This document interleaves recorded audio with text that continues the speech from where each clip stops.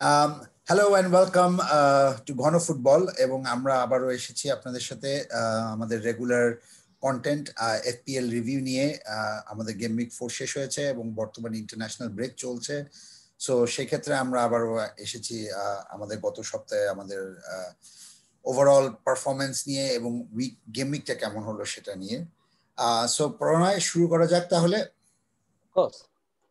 Right, let's start. Right. So শুরু করা যাক। Jack Grealish, of course, 7 million and 7.2 game of the week, I would say. কেউ চিন্তা করেনি যে চ্যাম্পিয়ন্স লিভারপুল এইভাবে হারবে। So game of the week, Aston Villa, big claps to Jack Grealish, Watkins, McGinn, Barkley, everyone. 7-2. Of course. You can see, I'm burning. বুকে ব্যথা দোস্ত। Okay. Of course. বুকে ব্যথা। So, okay, we can get back to the review.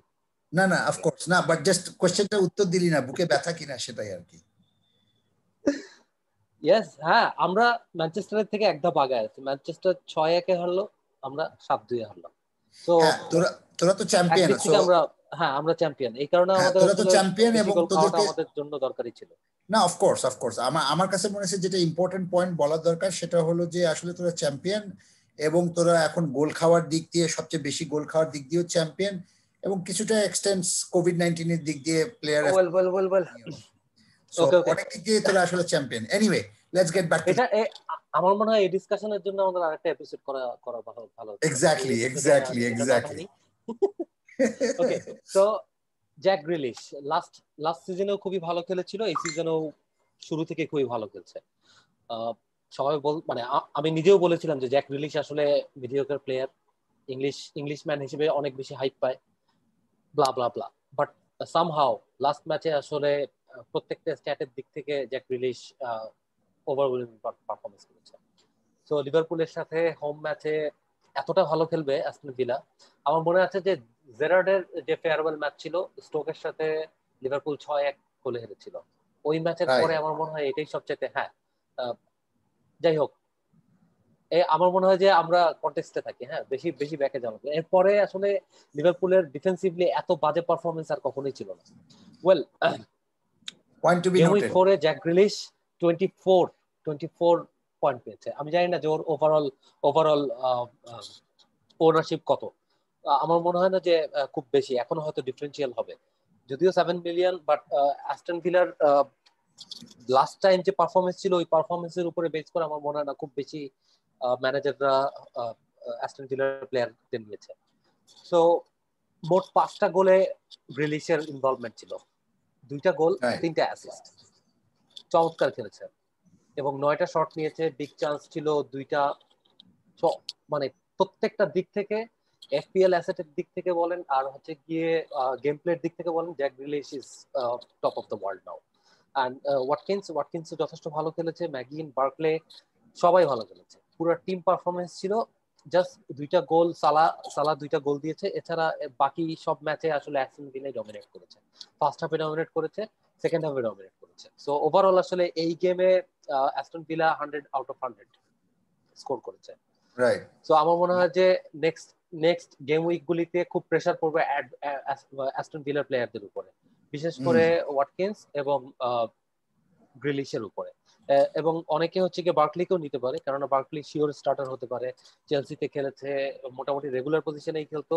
আমার মনে হয় Aston ভিলাতেও ভালো regular পজিশনে খেলবে। এই 3টা প্লেয়ারের উপরে হয়তো ম্যানেজাররা অনেক বেশি ফোকাস করবে। না, ডেফিনেটলি আমার কাছে মনে হচ্ছে যে সে এখনো বার্কলের ক্ষেত্রে যদি আমি বলি, সে হিজ অন লোন। সো যেহেতু সে লোনে আসছে, সুতরাং তাকে নিশ্চয়ই খেলানোর জন্যই তাকে লোনে আনা হয়েছে, অবশ্যই। সো এটা একটা বড় পয়েন্ট। আর দ্বিতীয় কথা হচ্ছে যে জ্যাক গ্রিলিশ এখনো বলতে গেলে একটা ডিফারেন্সিয়াল, 9.5 হলো তার প্রেজেন্ট ওনারশিপ। সো সেক্ষেত্রে এখনো সে ডিফারেন্সিয়াল আর কি। Anyway, let's move on to the next one. হুন-মিন Son, well, big blunder.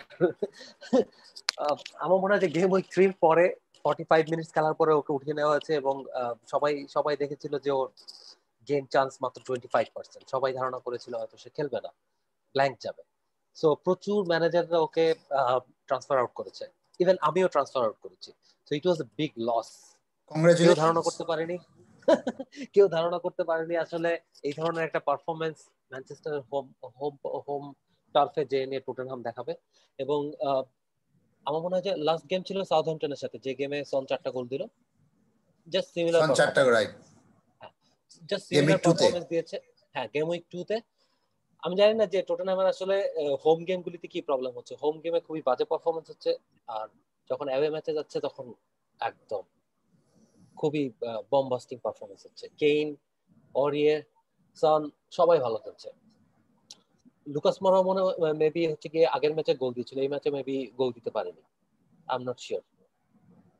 Can you just make it clear? Nothing. না, লুকাস মোরা মনে হয় না এই ম্যাচে কোনো গোল দিছে। সো লুকাস মোরা ওকে। হাফ টাইমে নামছিল। So so basically game week 4-এ সন ছিল একটা খুবই আমার কাছে মনে হয় যে ক্রিস্টাল মেজের মতো, সবাই রাইট। ট্রান্সফার আউট করে দিয়েছে, কেউ জানতো না যে খেলবে। From nowhere 18 points. So whoever had him in his team got a very very big score. Well আমার আমার মনে মনে হয় হয় যে টু যারা অ্যান ওয়াইল্ড এক্সটেন্ট কার্ড খেলবে to an next time. Extent আমি আসলে যারা আলটিমেটলি যারা আসলে তাকে ট্রান্সফার আউট করছিল, আমার মনে হয় to an extent they did it in a rush. সবাই হ্যামস্ট্রিং শুনে আসলে মনে করছিল যে এটা হয়তো অনেক বড় সিরিয়াস কিছু। বাট মরিনো কিন্তু প্রেস কনফারেন্সে বলছিল, যেটা আমরা আমাদের ইনজুরি ভিডিওতে বলছিলাম, যে he might play, he might not play, এবং মরিনো ওয়াজ সারপ্রাইজ যে সে আসলে এত জলদি রিকভার করছে, এবং সে খুবই প্রশংসা করছিল প্রেস কনফারেন্সে সনের ফিটনেস নিয়ে। So that was an warning sign. আসলে আমি যেটা আলটিমেটলি মাইন্ড গেম হিসেবে বলছিলাম, এবং আমার কাছে তখন পর্যন্ত মনে হচ্ছিল ইটস আ মাইন্ড গেম, যদি আমার সান নেই, বাট তবুও আমি মনে করেছিলাম যেটা mind game. But anyway, those who kept faith, they got 18 points. Those who didn't, sorry. But I think another player যেটা আসলে সেটা হলো যে কেনের কথা বলা উচিত আসলে। কেইনের পারফরমেন্স, হ্যাঁ কেনের পারফরমেন্স খুবই ভালো হচ্ছে। এক্স্যাক্টলি। আমরা সবাই মানে আগের সিজন গুলি যদি দেখি, কেন ফার্স্ট ফার্স্ট ফিউ গেমস খুবই বাজে খেলে, শুরুর দিকে ওর পারফরমেন্স খুবই বাজে থাকে, বাট শেষের দিকে যে এনে খুবই ভালো পিক আপ করে। বাট এবারে শুরু থেকেই ভালো খেলছে। আমার মনে হয় যে যারা আর্লি ওয়ার্ল্ড কাপ খেলবে তাদের জন্য সন এবং কেইন দুটেই মাস্ট হ্যাভ, যে কোনো একজন অ্যাটলিস্ট মাস্ট হ্যাভ থাকবে চয়েস। রাইট। কেনের ক্ষেত্রে যেটা তুই বললি আর কি, যে সে শুরুর দিকে খারাপ খেলে, এটা শুধু মান্থ অফ অগাস্টের জন্য applicable. We are in October now, so হ্যাঁ আমাদের অফকোর্স এটা আসলে মনে রাখা উচিত। এনিওয়ে, সেটাই। Let's move on next two the next one. Yeah, Ben Chilwell. Well Chelsea defensively খুবই ভালো খেলেছে এই ম্যাচে। ফার্স্ট সিএস ছিল, এবং ফার্স্ট সিএস ছিল পুরো চেলসি 4টা ম্যাচে প্রথম, এবং 4টা গোল করেছে, 2টা পেনাল্টিতে ছিল যদিও, তারপরেও 4টা গোলের মধ্যে জর্জিনো 2টা স্কোর করেছে, কারণ পেনাল্টি টেকারও, আর চিলওয়েল করেছে একটি গোল, এবং অ্যাসিস্টও ছিল একটি। এটা চিলওয়েলের ফার্স্ট ম্যাচ, এবং ফার্স্ট ম্যাচে 18 পয়েন্টস। সো আমার মনে হয় যে চেলসির যে ডিফেন্সিভ প্রবলেম ছিল, চিলওয়েল আসাতে এই প্রবলেমটা কিছুটা হয়তো সলভ হতে পারে। অবশ্য এবারে সিজনটা খুবই আনপ্রেডিক্টেবল, কে কখন ভালো খেলছে, কে কখন 7 গোল খাচ্ছে, 6 গোল খাচ্ছে, আবার নেক্সট ম্যাচে হয়তো কেউ 5 গোল দিয়ে দিচ্ছে। তো কোনো টিমের উপরে আসলে রিলাই করা যাচ্ছে না, ছোট টিম বড় টিম কোনো কিছুই আসলে আগের ছকের মতো থাকছে না। সো অনেকটাই আনপ্রেডিক্টেবল টিম হিসেবে যাচ্ছে। বাট সামহাও চেলসি, আমার মনে হচ্ছে যে চেলসি দ্রুত পিক আপ করবে, এবং ডিফেন্সিভলি তাদের পারফরমেন্স আবার আগের জায়গায় রিগেইন করতে পারবে। সো প্রেডিক্টেবল কথাটা বলার জন্য তোকে ধন্যবাদ দোস্ত, কারণ এটা একটা বড় অ্যানালাইসিস। সত্যি কথা। 4 গেমিংয়ের মধ্যে আসলে এখন পর্যন্ত যেভাবে উতরাও চড়াও, কনসিস্টেন্সি কারো ছিল না না এখন কনসিস্টেন্সি পর্যন্ত, মনে হয় না কনসিস্টেন্সি কারো ছিল। কারোই না। না, কনসিস্টেন্সি আমি এখন পর্যন্ত কারোর মধ্যে দেখিনি। যেটা আলটিমেটলি দেখেছি শুধু একমাত্র অ্যাস্টন ভিলার মধ্যে আর এভারটনের মধ্যে, যাদের এই দুটো টিমই আমার কাছে মনে হচ্ছে যারা হলো কনসিস্টেন্ট। তাছাড়া বাকিরা মোটামুটি নট কনসিস্টেন্ট। বেন চিলওয়েলের ওনারশিপের কথা যদি আমি বলি, 1.7%, সো হাইলি ডিফারেন্সিয়াল আর কি। So very much. Point to take, of course price তার 5.5, সো সেক্ষেত্রে মাথায় রাখতে হবে। বাট এনিওয়ে, জর্জিনের ব্যাপারে আমি কিছু বলবো না। Basically defensive midfielder, but he takes penalties, আর যেভাবে পেনাল্টি হচ্ছে অনেকে এটার কাছে মনে হয় যে ইজি একটা পিক হতে পারে। But I am not going to B the one যে আলটিমেটলি আমার 11টা প্লেয়ার পেনাল্টি টিকেট নিয়ে ভর্তি করবে, দেন আসলে খেলার মধ্যে কোনো ফান নেই। Let's have a fantasy penalty league rather than have a fantasy premier league, ঠিক আছে? তাহলে যারা এই ধরনের চিন্তা ভাবনা করে যে আমি 11টা প্লেয়ারই আলটিমেটলি পেনাল্টি টিকে নিয়ে রাখবো আর কি। But anyway, let's move on to the next one. ক্রেসওয়েল well, unpredictable বলছিলাম। লেস্টারের আগের ম্যাচ ছিল ম্যানচেস্টার সিটির সাথে, 5-2 গোলে জিতেছে। এই ম্যাচে ওয়েস্ট হ্যামের সাথে হোম ম্যাচ 3-0 গোলে হারলো। No consistency. আর ওয়েস্ট হ্যামের যেটা শুরুর দিকে আমরা ফিক্সচার অ্যানালাইসিসে বলছিলাম যে ওয়েস্ট হ্যামের অ্যাহেড ম্যাচগুলি খুবই বাজে, খুবই টাফ অপোনেন্টের সাথে খেলা। বাট লাস্ট দুই ম্যাচে ক্লিন শিট ছিল। একটা ছিল উলফসের সাথে, সেকেন্ডটা লেস্টারের সাথে। প্রথমটা 2 গোল, সেকেন্ডটা 3 গোল। আমার মনে হয় যে ওয়েস্ট হ্যামের সাথে আমরা যে ধরনের প্রেডিকশন করছিলাম সেই প্রেডিকশন গুলি খুব একটা হয়তো কাজে দিচ্ছে না। অ্যান্টোনিও লাস্ট টাইমের মতোই ভালো খেলছে, আবার গোলে ফিরেছে। ফরল্যান্ড ভালো খেলেছে, বোয়েন ভালো খেলেছে, ক্রিসওয়েল ভালো খেলেছে। ক্রিসওয়েলের টোটাল পয়েন্ট ছিল লাস্ট গেম উইকে 15, এর মধ্যে 2টা অ্যাসিস্ট ছিল, ক্লিনশিট তো আছেই। আর লাস্ট 2 ম্যাচেই তারা ক্লিনশিট রেখেছে, উলসের সাথে এবং লেস্টারের সাথে। আমার মনে হয় যে ওয়েস্ট হ্যাম নেক্সট ফিউচার গেমগুলিতেও খারাপ পারফরমেন্স দিবে না, যদিও তাদের ফিকচার এখনো অনেক টাফ। এই ক্ষেত্রে আমি একটা বলি খারাপ নেক্সট ফিকচার গুলোর ব্যাপারে একটা ছোট বলি। সেটা হলো তার নেক্সট কয়েকটা গেম হলো Tottenham, Manchester City, Liverpool game week 8 হলো ফুলহ্যামের সাথে। সো মেবি আমি যদি হতাম তাহলে আমি গেম উইক 8 গিয়ে নিতাম। I am not going to take Cresswell for other things আর কি, at least not বাট না, of course not, but Cresswell performance ভালো করছে। সো পয়েন্টের দিক থেকে ভালো পাচ্ছে, লাস্ট 2 গেমেই ভালো পয়েন্ট পেয়েছে। তো আমার মনে হয় যে কেউ যদি রাখে, লাকের উপরে ডিপেন্ড করে, খারাপ হবে না, ডিফারেন্সিয়াল থাকবে। সবাই ওয়েস্টার্নের প্লেয়ারকে অ্যাভয়েড করে যাচ্ছে। সেখানে বোয়েনের মতো প্লেয়ার যদি থাকে, বোয়েনের প্রাইসও অনেক কম আছে এবং সে গোল রিটার্ন ভালো পাচ্ছে। ফরল্যান্ডেরও প্রাইস যথেষ্ট কম, অ্যান্টোনিও খুব বেশি প্রাইস না, 8 মিলিয়ন।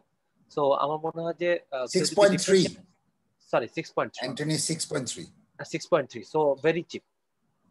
সো ওই দিক তার থেকে প্রাইস ফল করেছিল আমার যদি বেসিক্যালি। মনে হয়, হ্যাঁ সবাই ছেড়ে দিচ্ছে, কেননা সামনের সামনের ফিচার গুলি অনেক টাফ, এই কারণেই ছেড়ে দিচ্ছে। But who knows, there could be another 5-2 or 6-7-2। আমার কাছে মনে হয়েছে যে ক্রেসওয়েলের যেটা বলা উচিত সেটা হলো যে ওনারশিপ হলো এখন পর্যন্ত 0.9%, হাইলি ডিফারেন্সিয়াল। অ্যান্টোনিও হলো সামথিং লাইক 5.3%। ঠিক আছে, বোয়েনেরটা আমি এখন পর্যন্ত শিওর না। অফকোর্স ফর্নালস আমি চেক করিনি কখনো আসলে। সো আমার হয় খুবই খুবই খুবই লো থাকবে। আমার মনে হয় 1 পয়েন্টের নিচে। বোয়েন হলো 1.2 মনে হয়, না 1.3 না 1.4 এরকম বেশি আর কি। বাট ক্রেসওয়েল আর বোয়েন আর কি বেসিক্যালি মোরলেস সেম সর্ট অফ ক্যাটাগরির ওনারশিপ আর কি। আর অ্যান্টোনিও হলো 5.3, সো যার কারণে বোঝা যাচ্ছে যে তার প্রাইস কমছে। বোয়েনের প্রাইসও আসলে বেসিক্যালি কমছে, হি ওয়াজ 6.5 তার স্টার্টিং, অলরেডি সে 0.2 মিলিয়ন কমে গেছে। So it's you can buy him for cheap now if you want to. But anyway, let's move to the last one, and that is Hector Bellerin. So Arsenal. Salamanca, not Hector Salamanca. তো আর্সেনালের কথা যদি বলি, Arsenal এখন পর্যন্ত 4টা game উইকের ভিতরে একটাও clean chit রাখতে পারে, একটা রাখতে পারেনি, একটা রেখেছে, সরি একটা ক্লিন চিট রাখতে পেরেছে, বাকি 3টা রাখতে পারেনি। বাট সামহাউ আর্সেনালের গেম ইমপ্রুভ করছে। ওদের পিকচার যথেষ্ট টাফ ছিল, বাট সামহাউ তারা এখন আবার উইনিং ট্র্যাকে এসেছে, ব্যাক করেছে। এবং বেলেরিনের পারফরমেন্স যথেষ্ট ভালো ছিল, ওর 2টা অ্যাসিস্ট ছিল এবং বিগ চান্সেস ক্রিয়েট করেছে, ভালো ক্রস করেছে। তো সব দিক থেকে আসলে বেলেরিন পারফরমেন্স ওয়াইজ খুবই ভালো ছিল এবং পয়েন্টস রিটার্নও খুবই ভালো। 5 মিলিয়নের ডিফেন্ডারের কাছ থেকে 11 পয়েন্ট পাওয়া খুব একটা মানে খুবই কষ্টকর একটা ব্যাপার। যদি আমরা লিভারপুল এবং সিটির অ্যাসেটের দিকে যাই, 7 মিলিয়ন, 6.5, 6, এই ডিফেন্ডার গুলি আমাদের খুব একটা ভালো পয়েন্ট দিচ্ছে না। সেখানে 5 মিলিয়ন ডিফেন্ডারের থেকে 11 পয়েন্ট পাওয়া আসলে এখন খুবই রেয়ার। আর সেকেন্ড যদি বলি, অবেমিয়াং, সাকা, পেপে এবং লাকাজেট সবাই আসলে খুবই ভালো খেলছে। মানে কেউ যে কোনো ম্যাচেই হচ্ছে কি যে কোনো একজন স্কোর করছে, সো অবভিয়াস স্কোরার কেউ না কেউ থাকছেই। তো আমার মনে হয় যে আর্সেনালের যে অ্যাটাকিং অ্যাসেট এবং ডিফেন্সিভ অ্যাসেট দুইটাই খুবই লুক্রেটিভ হবে নেক্সট গেম উইকের গুলিতে। রাইট, আমার কাছে মনে হচ্ছে যে Bellerin is a very good option. এক কারণ হলো যে বেলেরিনের মোটামুটি fixture, of course not game week 5 কারণ ম্যানচেস্টার সিটির সাথে খেলা, বাট এরপরে কিন্তু মোটামুটি লেস্টারের সাথে খেলা। আমি জানি যে লিস্টার, আই মিন আমরা বলছি যে এটাকে ফিক্সচার হিসেবে টাফ, বাট লেকচারের ডিফেন্স কিন্তু ওয়াটার টাইট না, সো সেক্ষেত্রে সেখানে গোল হতেই পারে। এরপরে ম্যানচেস্টার ইউনাইটেড অফকোর্স 6-1, সো জানি না আসলে কেমন হবে ভবিষ্যতে পারফরমেন্স, কিন্তু আবার তাদের ফিক্সচার ভালো। হ্যাঁ, তো সেক্ষেত্রে আমার মনে হয় Bellerin is a good option. তার ওনারশিপও খুবই কম, আমার মনে হয় something 4 point something like that. আর একটা যেটা বলবো সেটা হলো ল্যাকাজেটের কথা, যদি আমরা এখানে মেনশন করি না। ল্যাকাজেট কিন্তু প্রচুর গোল করছে অলরেডি সে মনে হয় এই সিজনে কয়টা গোল করেছে? অলরেডি 3টা গোল, রাইট? অলরেডি 3টা গোল অলরেডি। সো 3টা গোল অলরেডি হয়ে গেছে, বাট সে এখন পর্যন্ত যেটা হলো যে তাকে নিয়ে আসলে একটাই ভয় হলো যে রোটেশন রিস্ক। বাট কেউ যদি আসলে সে ওই 1-2 গেমের জন্য যদি কেউ আলটিমেটলি তাকে বসায় রাখে এবং এই রিস্কটা নিতে পারে, তাহলে আমার মনে হয় he is doing much better. ঠিক আছে, এই কারণে যে আলটিমেটলি তার ওনারশিপ হলো মাত্র 5.6%, এবং he is playing good and he scored in every 3 matches that he played. গত ম্যাচে সে খেলেনি, বাট আমার মনে হয় এরকম ধরনের। বাট এনিওয়ে, ল্যাকাজেট নিয়ে আসলে অনেকেই কেন জানি সামহাউ এপিএল এর ক্ষেত্রে Lacazette never turned out to be a good asset, কেন জানি আমি দেখছি। সো আমরা ওবিমিয়াং এর কাছে আসলে ওভারশ্যাডো হয়ে যাচ্ছে সবাই, কারণ ওবিমিয়াং যথেষ্ট ভালো পারফরমেন্সের কারণে ল্যাকাজেট নিয়ে কেউ আলোচনা করে না আসলে। প্লাস আসলে ল্যাকাজেট না এনকেটিয়া, এই যে একটা রোটেশন যে একটা রিস্ক থাকে, সেই রিস্কের মধ্যে আসলে কেউ পড়তে চায় না। বাট আমরা যদি আসলে ম্যান সিটির ক্ষেত্রে চিন্তা করি, ম্যান সিটির ক্ষেত্রে কিন্তু সিমিলার রিস্ক আছে। আমার যে একটা ফ্যাক্টর থাকে, সেটা হলো যে আলটিমেটলি আমরা জানি যে ওখানে এক্সপ্লোসিভনেসটা বেশি, ল্যাকাজেটের ক্ষেত্রে এক্সপ্লোসিভনেসটা অনেক কম থাকে। But anyway, that's that. আমরা আবার আমাদের রিভিউ ভিডিও নিয়ে আবারও ব্যাক করবো গেম উইক 5 এর পরে, so I will definitely will talk about that. Anyway, thank you FPL managers for watching this. If you have not subscribed, তাহলে ডেফিনেটলি প্লিজ সাবস্ক্রাইব করবেন। আর আপনাদের যদি কোনো কিছু জানার থাকে ডেফিনেটলি কমেন্ট করবেন, আর কন্টেন্ট যদি আমাদের পছন্দ হয়ে থাকে ডেফিনেটলি লাইক করবেন। Enjoy the international break, take a break for few days, কারণ অনেক স্ট্রেসফুল ছিল আমাদের সপ্তাহগুলো। এখন পর্যন্ত কেউ হয়তো আমরা সেভাবে ভালো পারফর্ম করছি না, যারা ভালো পারফর্ম করছেন well done to you, but take a break and restart again, and আমার মনে হয় আমরা surely we will all be back again. Thank you Pranay for joining me. Thanks. Okay, take care. Thank you. আর আমাদের অনেক video আসছে, খেয়াল রাখবেন। Thank you.